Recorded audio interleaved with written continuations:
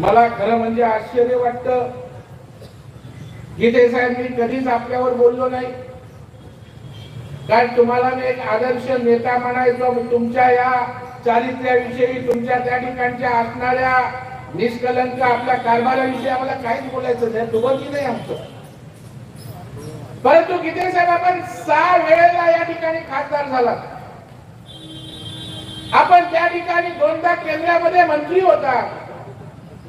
मोदी साहेबांच्या 10 वर्षाच्या विकासाचा पाढा आम्ही वाचायला तयार आहोत. गीते साहेब या 14 तळ्यावर आपण या 10 वर्षात मोदी साहेबांनी काय केलं आणि आपण 6 वेळा त्या ठिकाणी खासदार असताना काय केलं होऊन जाऊ द्या एकदा. आणि त्यावेळेला आमच्या तटकरे साहेबांचं काम विकासाचं त्या ठिकाणी आपल्या समोर आम्ही सांगायला त्या ठिकाणी तयार आहोत. बांधवानं खरं म्हणजे मोदी साहेबांच्या कामावर मी बोलायला लागलो तर 1 तासही त्या ठिकाणी अपुरा राहील. 10 वर्षामध्ये गेली 30-40 वर्ष ज्यांनी या देशावर राज्य केलं त्यांना जमलं नाही. ते 10 वर्षाच्या कारकिर्दीमध्ये पंतप्रधान नरेंद्र मोदी साहेबांनी या देशाच्या सर्वांगीण विकासासाठी त्या ठिकाणी काम केलं. पंतप्रधान आवास योजनेच्या माध्यमातून बेघर असणाऱ्याला घर देण्याचं काम केलं. या देशामध्ये 4 कोटी लोकांना आदित्यताई घर देण्याचं काम आपल्या पंतप्रधानांनी त्या ठिकाणी केलं. 10 कोटी लोकांच्या घरात माझ्या महिला भगिनींना गॅस देण्याचं काम गीते साहेब आपल्या पंतप्रधानांनी त्या ठिकाणी केलं. या देशामध्ये 12 कोटीच्या वर स्वच्छतागृह, शौचालय, माझ्या माता भगिनी त्या ठिकाणी रस्त्यावर खुल्या वातावरणात त्या ठिकाणी बसायच्या. ती इज्जत शौचागृह देण्याचं काम सुद्धा पंतप्रधान नरेंद्र मोदी साहेबांनी या ठिकाणी केलं. हर घर जल योजनेच्या माध्यमातून त्या ठिकाणी साधारणतः आम्ही 14 कोटी घरामध्ये पाण्याचं कनेक्शन देण्याचं काम केलं. 80 कोटी जनतेला मोफत अन्नधान्य पुरवण्याचं काम कुणी केलं असेल तर आमच्या लोकप्रिय पंतप्रधान नरेंद्र मोदी साहेबांनी केलंय. गीते साहेब माझी तयारी, आपल्याला आव्हान आहे, आपण 14 तळ्यावर सभा घ्या. तुम्ही काय केलं आणि मोदींनी काय केलं हे जनतेसमोर सांगण्याची आमची त्या ठिकाणी तयारी आहे, खुली तयारी. आणि गीते साहेबांना खरं म्हणजे एवढ्या वर्षाचा जुना राजकारणी, पण ते आता मोदी साहेबांवरच बोलायला लागले. म्हणजे एखादा फुलटॉस देतो बोलतात ना, तसं त्यांनी त्या ठिकाणी देऊन टाकलं. आता मोदी साहेबांना बोलल्यावर मला सांगा जनतेला पटेल का हो? त्याच्यामुळे मला वाटतं त्यांनी त्या ठिकाणी आपली निवडणूक त्या ठिकाणी हरायचं अशा प्रकारचं ठरवलेलं आहे. बांधवांनो आणि भगिनींनो, या ठिकाणी निवडणूक होत असताना महायुती म्हणून आम्ही निवडणूक लढवतो आणि त्याच्यामुळे भारतीय जनता पार्टीच्या सगळ्या कार्यकर्त्यांना माझी नम्र विनंती या ठिकाणी, कारण विरोधकांच्या हातामध्ये काही नाहीये, सांगायला कुठल्याही प्रकारचा विकास नाहीये. 6 वर्षाच्या 6 टर्म मध्ये आपण काय केलं त्याचा लेखाजोखा आपण देऊ शकत नाहीये. 2.5 वर्ष उद्धव ठाकरेंच्या नेतृत्वाखाली या ठिकाणी सरकार होतं, आपण त्या ठिकाणी काय केलं ते सांगू शकत नाही. आणि मग आयत्या पीठावर काही रेघोट्या त्या ठिकाणी मारता येतात का? मग भाजपचे कार्यकर्ते नाराज आहेत, तटकरेंचं काम करतील का? मग आमके नाराज आहेत, ते त्या ठिकाणी काम करतील का? अशा प्रकारच्या वावड्या उठवण्याचं काम या ठिकाणी करण्याची शक्यता बांधवांनो आणि भगिनींनो आहे.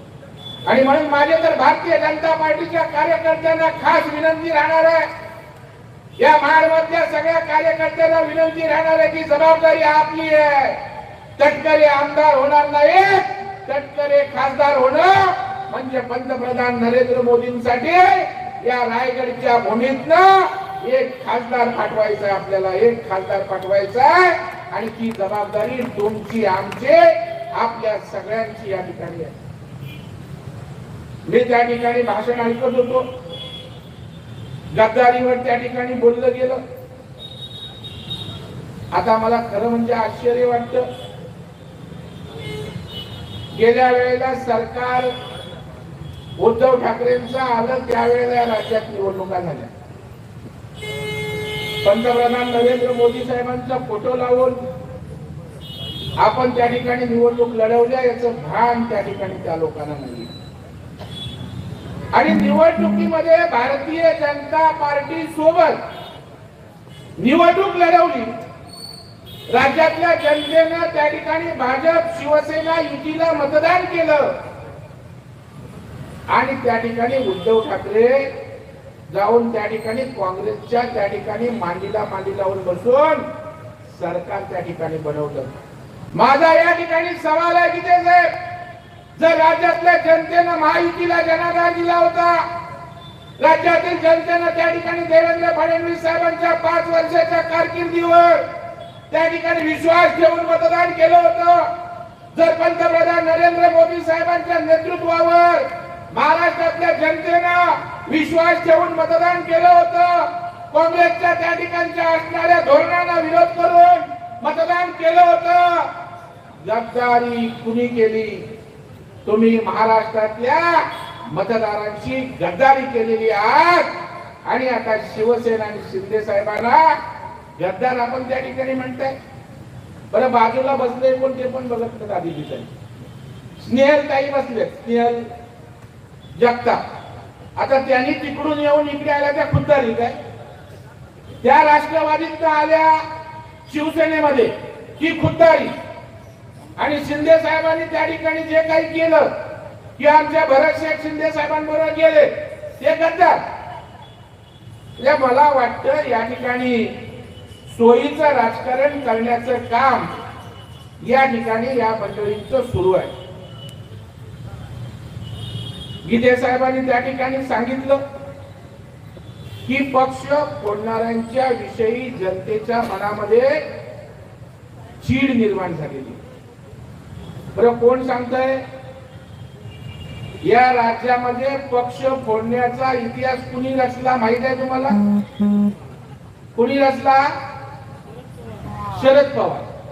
आणि शरद पवारांच्या मांडीला मांडी लावून बसायचं आणि आपण सांगायचं पक्ष फोडणाऱ्यांच्या विषयी लोकांच्या मनात चीड आहे. म्हणजे वा, म्हणजे पक्ष फोडणारा मास्टर या राज्याचा जो नेता आहे, ज्याने राजकारणच पहिल्या दिवसापासून फोडाफोडीचं केलं, ते आजपर्यंत त्या ठिकाणी करताय, त्यांच्या मांडीला मांडी करताय, त्यांच्या मांडीला मांडी लावून बसायचं आणि आमच्या विषयी सांगायचं किंवा शिवसेनेच्या विषयी सांगायचं की गद्दारांच्या विषयी किंवा पक्षफोड्यांच्या विषयी जनतेच्या मनामध्ये त्या ठिकाणी चीड निर्माण झाली. आणि त्याच्यामुळे बांधवांनो आणि भगिनींनो, या ठिकाणी निवडणुकीच्या माध्यमातून 5 वर्षात आपल्या समोर यायचं नाही, परंतु निवडणुका आल्या की आक्रमक व्हायचं, भावनिक वातावरण करायचं आणि त्या ठिकाणी निवडणुकीला आपली काय पोळी भाजता येते का, अशा प्रकारचा जो प्रयत्न आहे तो त्या ठिकाणी आपल्या पवित्र मातेत यशस्वी होऊन त्या ठिकाणी जायचं नाही.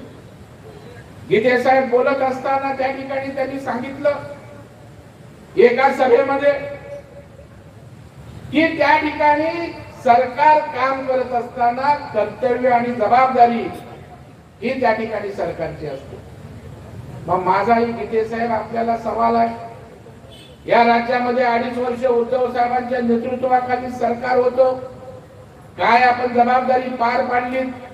गीते साहेब आपण केंद्रामध्ये 2दा त्या ठिकाणी मंत्री होतात, त्यावेळेला सरकार म्हणून आपली जबाबदारी नव्हती का? परंतु आपल्याला एक सांगतो, राजकारणासाठी आपण सभा घेऊ, खोटं बोलू, परंतु या देशातील जनतेला माहित आहे पंतप्रधान नरेंद्र मोदी साहेबांनी एवढा प्रामाणिक माणूस या देशाला प्रथमच या ठिकाणी मिळेल. अशा प्रकारचा पंतप्रधान आपल्याला कधी लाभलेला नाहीये. गीते साहेब भाषणात बोलत असताना त्या ठिकाणी म्हणतात की ही लढाई सदाचार आणि भ्रष्टाचाराच्या विरोधात आहे. माझा त्या ठिकाणी सवाल आहे, ही निवडणूक आम्ही मोदी साहेबांच्या नेतृत्वावर लढवतो। ही निवडणूक आपल्या या देशाला त्या ठिकाणी विकसित भारत करण्यासाठी मोदी साहेबांच्या त्या ठिकाणी नेतृत्वावर लढवतोय। मी या ठिकाणी या पवित्र भूमीतनं विचारू इच्छितो की या राज्यामध्ये देवेंद्र फडणवीस साहेबांनी या राज्याचं 5 वर्ष नेतृत्व केलं, एक भ्रष्टाचाराचा डाग आमच्या नेतृत्वावर त्या ठिकाणी आहे का? या देशाचे पंतप्रधान नरेंद्र मोदी साहेबांनी 10 वर्ष त्या ठिकाणी नेतृत्व केलं, आमचे पंतप्रधान असतील, आमच्या एकाही मंत्र्यावर भ्रष्टाचाराचा आरोप आहे का हे त्या ठिकाणी दाखवून द्यावं। त्याच्यामुळे सदाचारी असणारा आमचा पंतप्रधान आहे, भ्रष्टाचाराचा कर्तनकाळ असणारा आमचा पंतप्रधान आहे। आणि त्याच्यामुळे गीते साहेब त्या ठिकाणी सदाचार आणि भ्रष्टाचाराची जर लढाई म्हणाल तर जनता सदाचारी असणाऱ्या त्या ठिकाणी पंतप्रधान नरेंद्र मोदी साहेबांच्या मागे उभे राहतील, हा विश्वास या निमित्ताने मी या ठिकाणी व्यक्त करतोय। त्यामुळे बांधवांनो, हे निवडणूक तटकरेंना मत म्हणजे पंतप्रधान नरेंद्र मोदी साहेबांना मत, अशा प्रकारची निवडणूक या ठिकाणी होणार आहे। बरं, यांचा आता बघा, आदितीताईंनी भाषण केली, तिने आम्ही काय केलं, कोविड मध्ये आलो, काय सेवा केली, सरकारच्या माध्यमातून काय विकास कामं केली, आमच्या विपुल मामुलकरांनी जी काय आमच्या भाजपच्या माध्यमातून कामं झाली त्याचा पाढा या ठिकाणी वाचला। हे विकास कामावर बोलत नाही, हे कशावर बोलतात? बाबासाहेबांचं संविधान तोडायला या ठिकाणी निघालेले, याला बाबासाहेबांचं संविधान बदलायचंय। मी या ठिकाणी बाबासाहेबांच्या पवित्र स्मृतीला अभिवादन करून सांगतो, कुणाचा बाप हे संविधान बदलू शकत नाही, एवढी ताकद या बाबासाहेबांच्या संविधानामध्ये आहे।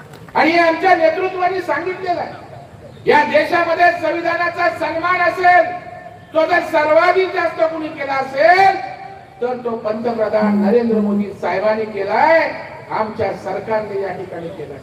अरे तुम्ही बाबासाहेबांना त्या ठिकाणी पराभूत करणारे काँग्रेसवाले त्यांच्या मांडीला मांडी लावून बसताना संविधानाच्या आणि बाबासाहेबांच्या गोष्टी आम्हाला सांगता। भंडाऱ्याला बाबासाहेबांचा पराभव करणारे काँग्रेस होतं, मुंबईत बाबासाहेबांचा पराभव करणारे काँग्रेस होतं, आणि तुम्ही आम्हाला बाबासाहेबांच्या गोष्टी सांगणार। आपण या ठिकाणी सरकारच्या माध्यमातून या ठिकाणी बाबासाहेबांच्या कर्तृत्वाला उजागर देण्याचं काम सातत्याने केलं। आपण त्या ठिकाणी पंच तीर्थ विकसित केले, ज्या ठिकाणी बाबासाहेबांचा पदस्पर्शाने त्या ठिकाणी स्पर्श झालाय ती विकसित आपण करतोय। परदेशात त्या ठिकाणी बाबासाहेबांचा भव्य पुतळा त्या ठिकाणी। एबीपी माझा, उघडा डोळे बघा नीट।